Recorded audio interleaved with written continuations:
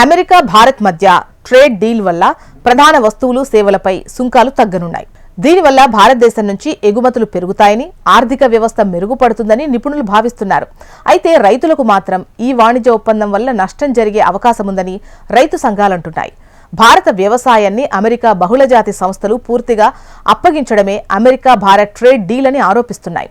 ఈ ట్రేడ్ ఒప్పందం వల్ల రైతులకు జరుగుతున్నటువంటి అన్యాయాన్ని వ్యతిరేకిస్తూ దేశవ్యాప్తంగా రైతు సంఘాలు బంద్కు పిలుపునిచ్చాయి. దేశవ్యాప్తంగా నిరసనలు చేపట్టాలని నిర్ణయం తీసుకున్నాయి. ఫిబ్రవరి 12న దేశవ్యాప్తంగా బంద్ చేపట్టనున్నట్టు ఆల్ ఇండియా కిసాన్ సభ, సంయుక్త కిసాన్ మోర్చా పిలుపునిచ్చాయి. ఆల్ ఇండియా కిసాన్ సభ నేత కృష్ణప్రసాద్ మాట్లాడుతూ అమెరికా భారత్ వాణిజ్య ఒప్పందం వల్ల రైతులతో పాటు పాడి రైతులు కూడా తీవ్రంగా నష్టపోతారని అన్నారు.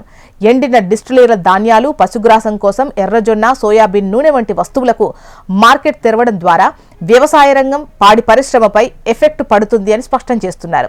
అమెరికాతో పాటు యూరోపియన్ యూనియన్తో భారత్ చేసుకున్న ఒప్పందాలు దేశానికి ఉపయోగకరంగా లేవన్నారు. వారి సొంత ఆర్థిక ప్రయోజనాల కోసం ఇది జరిగాయని విమర్శించారు. ఈ నెల 12న చేపట్టనున్న భారత్ బంద్ దేశవ్యాప్తంగా జరగనుందని రైతు సంఘాల నాయకులు స్పష్టం చేశారు. రైతులందరూ ఈ బంద్లో పాల్గొనాలని పిలుపునిచ్చారు. ఈ బంద్లో భాగంగా దేశంలోని అన్ని ప్రాంతాల్లో అమెరికా అధ్యక్షుడు డొనాల్డ్ ట్రంప్, దేశ ప్రధాని మోదీ దిష్టిబొమ్మలు దహనం చేస్తామని తెలిపారు. కాగా ఫిబ్రవరి 2న భారత్ అమెరికా మధ్య ట్రేడ్ డీల్ జరిగింది. ఆ రోజు ట్రంప్, ప్రధాని మోదీ వాణిజ్య ఒప్పందం గురించి సోషల్ మీడియాలో ప్రకటించారు. ట్రంప్ మాట్లాడుతూ మోడీతో మాట్లాడడం గౌరవంగా ఉంది, ఆయన తన గొప్ప స్నేహితులలో ఒకరన్నారు.